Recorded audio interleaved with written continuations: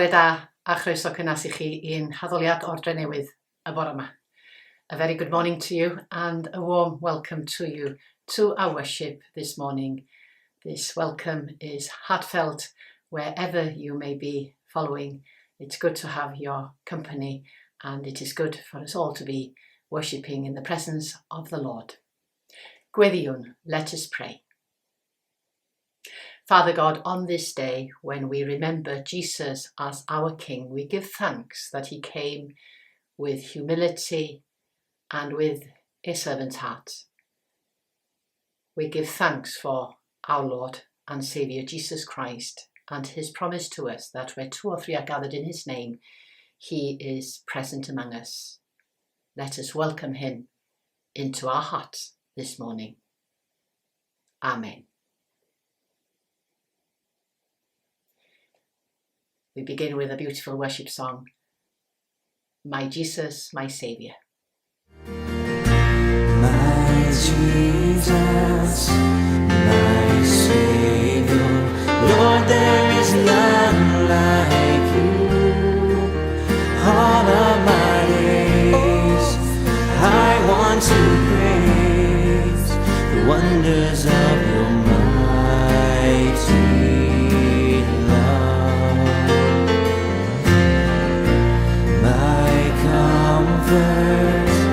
my shelter, tower of refuge and strength. Let every breath, all that I am, never cease to worship you. Shout to the Lord, all the earth, let us sing. Power and majesty, praise to the King.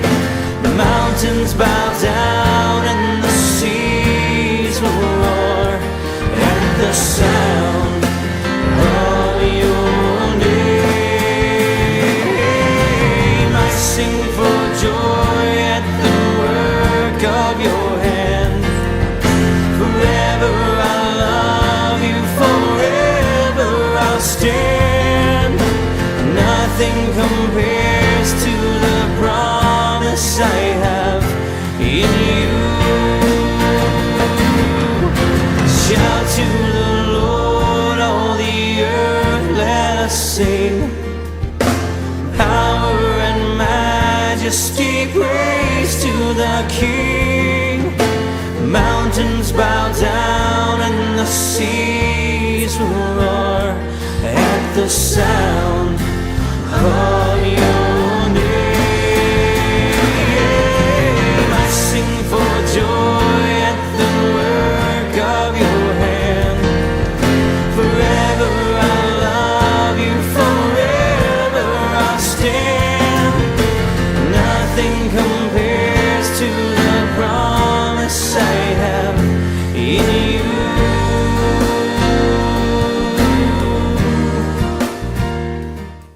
Ein darllenydd bore yma ydy Irina.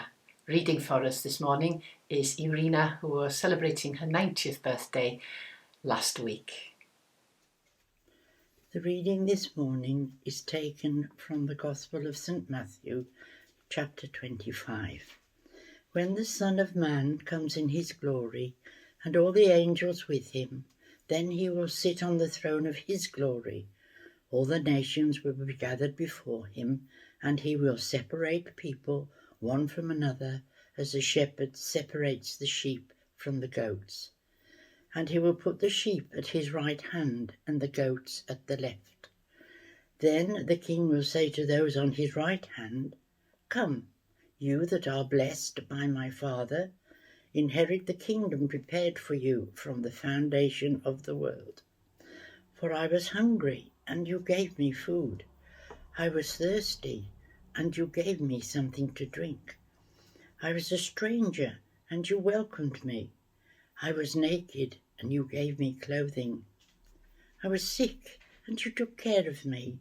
I was in prison, and you visited me. Then the righteous will answer him, Lord, when was it that we saw you hungry and gave you food, or thirsty and gave you something to drink? And when was it that we saw you a stranger and welcomed you, or naked and gave you clothing? And when was it that we saw you sick or in prison and visited you?" And the king will answer them, "Truly I tell you, just as you did to one of the least of these, you are members of my family, you did to me." Then he will say to those at his left hand, "You that are accursed, and depart from me into the eternal fire prepared for the devil and his angels. For I was hungry, and you gave me no food. I was thirsty, and you gave me nothing to drink. I was a stranger, and you did not welcome me. Naked, and you did not give me clothing. Sick and in prison, and you did not visit me." Then they will also answer, "Lord, when was it that we saw you hungry or thirsty, or a stranger, or naked, or sick, or in prison, and did not take care of you?" Then he will answer them, "Truly I tell you, just as you did not do it to one of the least of these, you did not do it to me." And these will go away into eternal punishment, but the righteous into eternal life. This is the word of the Lord. Diolch Iwrina, thank you. Well, this Sunday we celebrate the kingship of our Lord Jesus Christ. And today's Gospel reading from Matthew gives us a clear indication of who Jesus is as King and how we are to serve and to follow him. In the vision of the coming of the Son of Man, having separated the sheep from the goats, Jesus acknowledges the righteous ones by saying, "Come, you that are blessed by my Father, inherit the kingdom prepared for you from the foundation of the world. For I was hungry, and you gave me food. I was thirsty, and you gave me something to drink. I was a stranger, and you welcomed me. I was naked, and you gave me clothing. I was sick, and you took me in. I was in prison, and you visited me." Jesus' kingship is defined by his presence in and among the poor. Jesus' kingship is defined by his place alongside the oppressed. Jesus' kingship is defined by his companionship with the stranger and the sick and the prisoner. In this, Jesus' kingship alters our worldview. It redefines notions of power and authority and sets a marker for those who are numbered among his followers, the righteous ones. It's interesting that not only the goats, the people who don't help others, but even the sheep, those who do help others, say that they don't remember seeing the Lord. That is understandable, for Christ is present in every aspect of our lives, only we might not recognize him. He is still there. Yes, he is present in church, in scripture, and in the Eucharist, but he is also present in the poor, and the poorest of the poor, and in all who suffer. Christ is present in those people we meet who are prayerful, spiritual, charismatic, but he is also present in those who may not have recognized his presence in their lives. He is present in those mocked and rejected by our society. When we greet such people, we are greeting Christ himself. When we help a family struggling to make ends meet, we are helping Christ. Perhaps the foremost authority on today's Gospel was Mother Teresa. Her comment on the Gospel was that at the end of our lives, we will not be judged by how many diplomas we have received, how much money we have made, or how many great things we have done. We will be judged by our acts of love and compassion to those in need. I was hungry, and you gave me to eat. I was naked and you clothed me. I was homeless and you took me in. Mother Teresa went on to say, hungry not only for bread, but hungry for love. Naked, not only for clothing, but for human dignity and respect.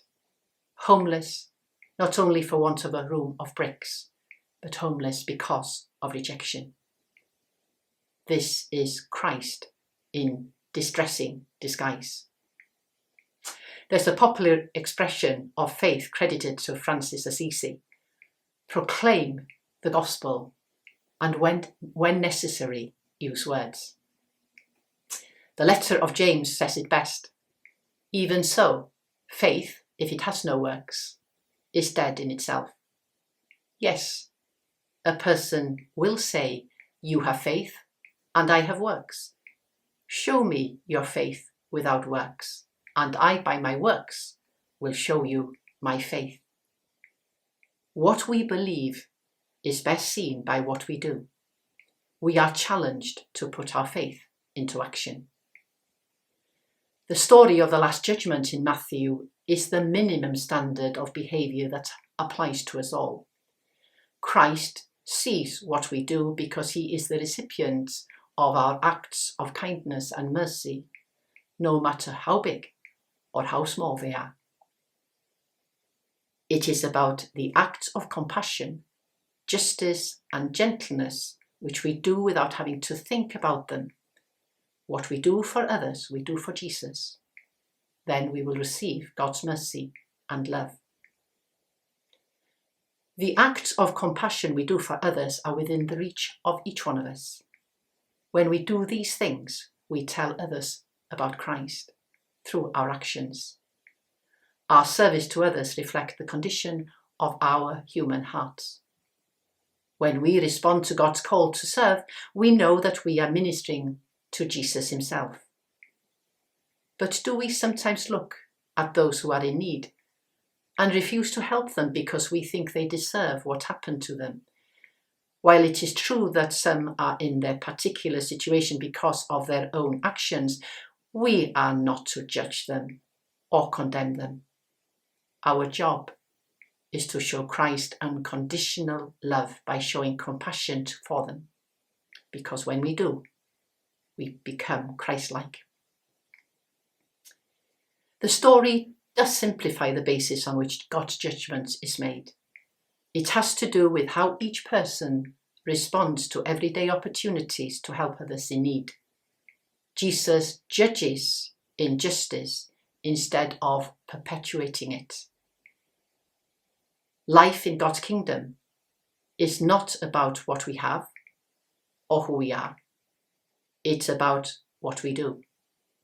Random acts of kindness and serving the less fortunate in the community are powerful ways of authenticating the Gospels. Jesus calls us to witness through our generosity. In the words of the Golden Rule, we are to do to others as you would have them do to you. We must be prepared to minister to the poor wherever God calls us to minister to them, whether it is in a nursing home or at the local food bank or by delivering the Sunday lunches.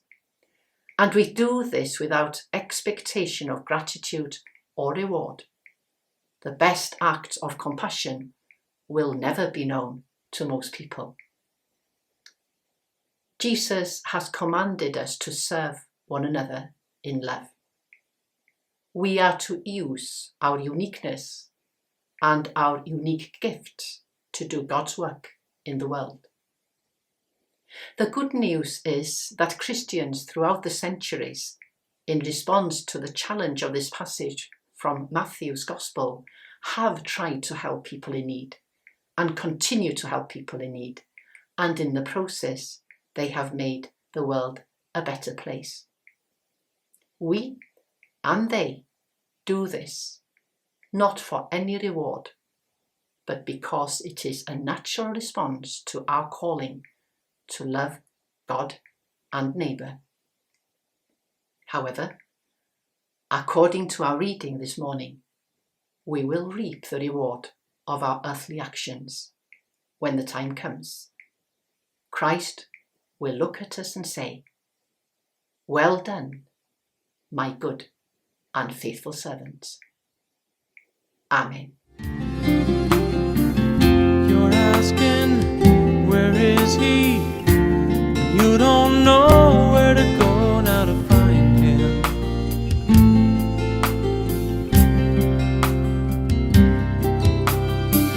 You saw him this morning.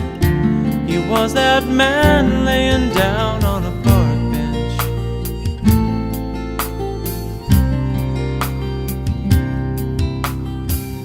You gave him a blanket.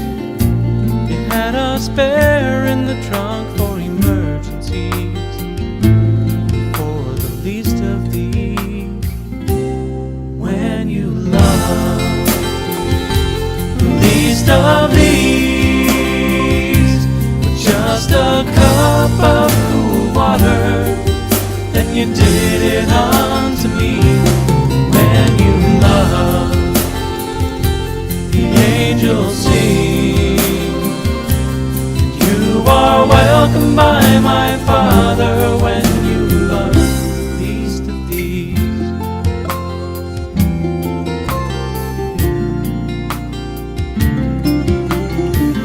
You got home that evening. You had a long, hard day at the office.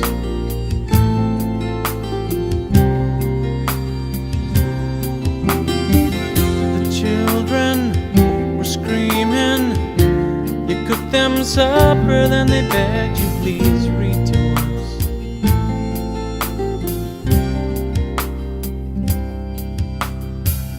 And after the story, you took them in with a prayer, oh sweet memories of the least of these.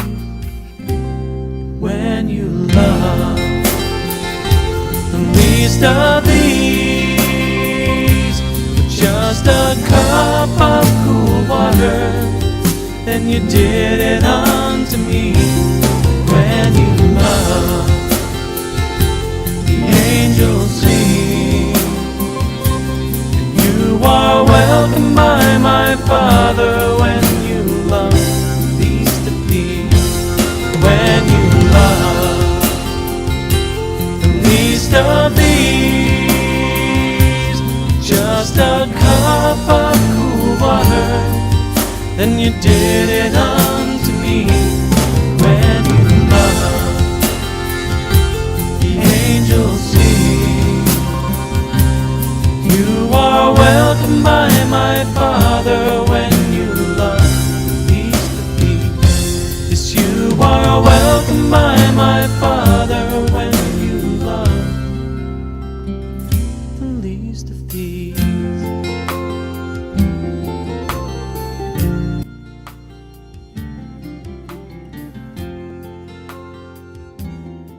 Newyddion o'n eglwysi, news from our churches. Well, as from next Sunday onwards, all our churches will resume to Sunday services and to activities that are usually held in their churches. Please do ask the wardens and the clerics if you're unsure of what is going on in the various churches. It will be Advent Sunday on the 29th of November, which is next Sunday.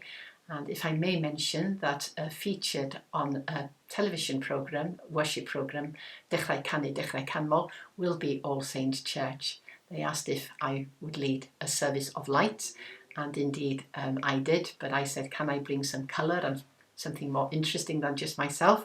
And thank you sincerely to Eleri Midgley and to Juan and to Grace and to Arwell for participating and for being willing to be part of the service. Please do cast your eye on that worship service. Liz Humphreys from Aberhavis was celebrating her birthday last week. Penblwydd hapus, happy birthday to you, Liz. Some sad news. Eira Davies, who worships at Aberhavisp and indeed worships at Llanllwcheien at times, has lost her sister Ruth, so our condolences to you, Eira, and to all of Ruth's family. Pray also for two youngish people, both having died premature, having died with a heart attack unexpected and bringing great shock to their family and friends.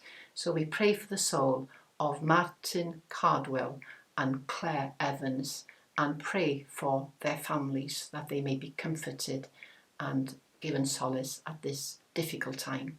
And we continue to pray for the soul of Betty Lane and for Paul and Anita and all the family.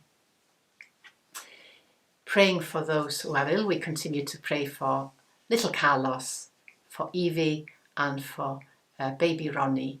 We also pray for June Phillips, who has had surgery recently, Alan Roberts also having had surgery recently, and Vera Reynolds due to go into hospital for surgery for a new hip.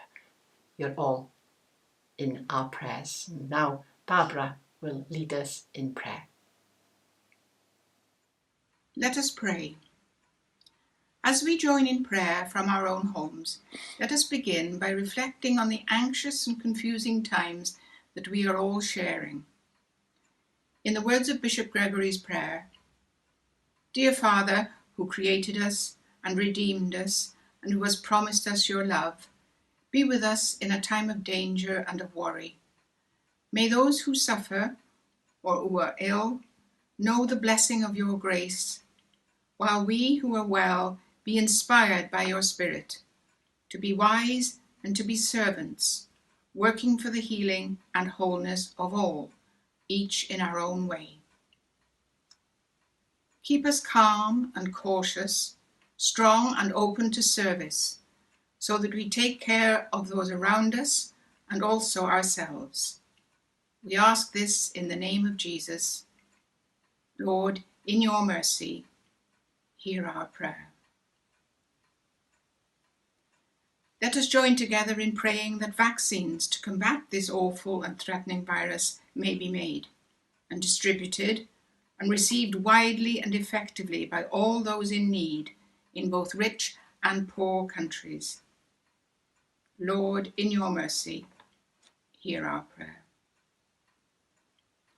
We also pray for our own communities in the Cadwyn mission area, that they keep hopeful at this time. Father, keep us faithful in telling the good news, comforting those in need, and in the words of the Cadwyn Collect, bringing the living hope of the good news to all those who walk in darkness. We pray for all affected by COVID-19. There are stories being told of wonderful acts of kindness across neighbourhoods, providing food, company, online or socially distanced, and raising money. We give thanks for all those who help in any way. Lord, in your mercy, hear our prayer. We pray for the future and look forward to better times with optimism. Loving Lord, who alone brings growth to your church, send your Holy Spirit to give vision to all our planning, wisdom to our actions, and power to our witness. Loving Lord, we ask you that you will be a bright flame before us, a guiding star above us, a smooth path beneath us, a kindly shepherd behind us, today and evermore. Lord, in your mercy, hear our prayer. Let us close our prayers by joining together to say the Lord's Prayer. Our Father, who art in heaven, hallowed be thy name. Thy kingdom come, thy will be done on earth as it is in heaven. Give us this day our daily bread, and forgive us our trespasses, as we forgive those that trespass against us. And lead us not into temptation, but deliver us from evil. For thine is the kingdom, the power, and the glory, for ever and ever. Amen. Diolch yn fawr. Thank you, Barbara. Well, this does bring us to the end of our time of worship together. Pray that it's been an enjoyable experience and that you have felt indeed that you've been embraced in the presence of the Lord. And so do know that you'll continue to be in my prayers, in my thoughts, and if there's any way I can assist or Jeanette can assist, please do contact us for support, assistance, whatever we can do to help, or contact members of the churches. Gweddiwn, let us pray. Father God, thank you for our fellowship this morning and for all that we have shared. We ask that you walk with us this week. And we give thanks that we are about to encounter Advent, a time to prepare for your coming. Father God, embrace us and protect us, and fill us with your love. And the blessing of God Almighty, the Father, the Son, and the Holy Spirit be among you this day and always. Amen. From heaven you came, helpless babe, entered our world, your glory veiled, not to be served, but to serve, and give your life that we might live. This is our God, the servant King. He calls us now to follow Him, to bring our lives as a daily offering of worship to the servant King.